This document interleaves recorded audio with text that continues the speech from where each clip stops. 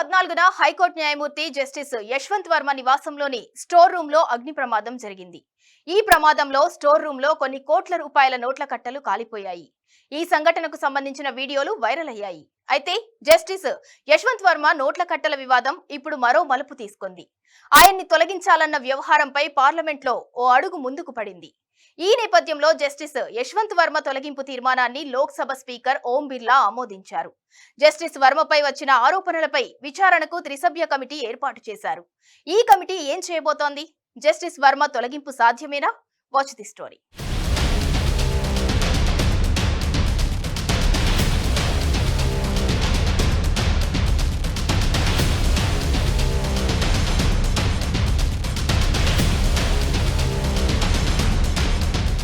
Justice Yashwant Varma నోట్ల కట్టల వివాదంలో మరో మలుపు తీసుకుంది.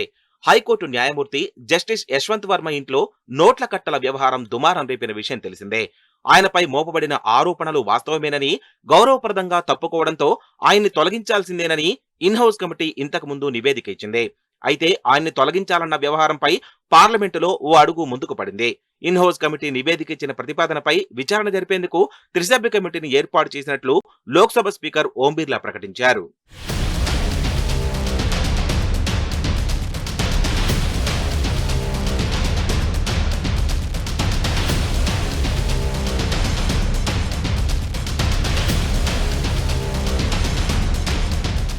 ఈ నేపథ్యంలో జస్టిస్ యశ్వంత్ వర్మ తొలగింపు తీర్మానాన్ని తాజాగా లోక్సభ స్పీకర్ ఓం బిర్లా స్వీకరించారు.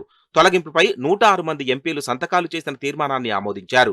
జస్టిస్ యశ్వంత్ వర్మపై వచ్చిన ఆరోపణలపై విచారణకు 3 సభ్యులతో కూడిన ప్యానెల్ ను ఏర్పాటు చేస్తున్నట్టు ప్రకటించారు. ఈ ప్యానెల్లో సుప్రీంకోర్టు న్యాయమూర్తి జస్టిస్ అరవింద్ కుమార్, మద్రాస్ హైకోర్టు ప్రధాన న్యాయమూర్తి జస్టిస్ మణీందర్ మోహన్, సీనియర్ న్యాయవాది బివి ఆచార్య ఉన్నారు. జస్టిస్ వర్మ తొలగింపుపై విచారణ జరిపి వీలైనంత త్వరగా నివేదికను సమర్పించాలన్నారు స్పీకర్ ఓం బిర్లా. కమిటీ నివేదిక వచ్చే వరకు ఈ ప్రతిపాదన పెండింగ్ లో ఉంటుంది.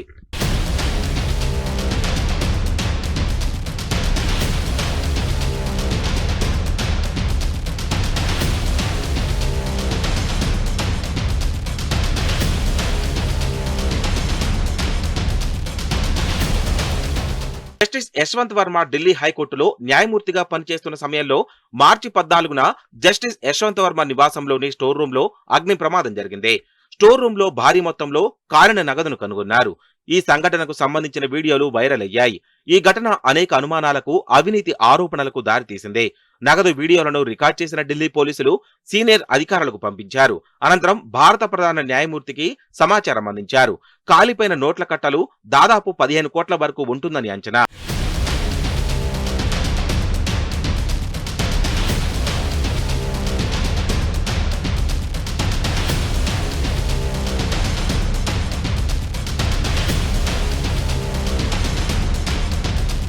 ఢిల్లీలోని తన అధికారిక నివాసంలో పెద్ద మొత్తంలో కాలిన నగదు కనుగొన్న కుంభకోణంలో అలహాబాద్ హైకోర్టు జస్టిస్ యశ్వంత్ వర్మ సుప్రీంకోర్టును ఆశ్రయించారు.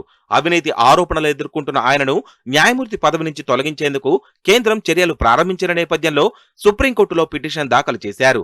అంతర్గత కమిటీ ఇచ్చిన నివేదికను సవాల్ చేస్తూ జస్టిస్ యశ్వంత్ వర్మ దాఖలు చేసిన పిటిషన్ను సుప్రీంకోర్టు కొట్టివేసింది.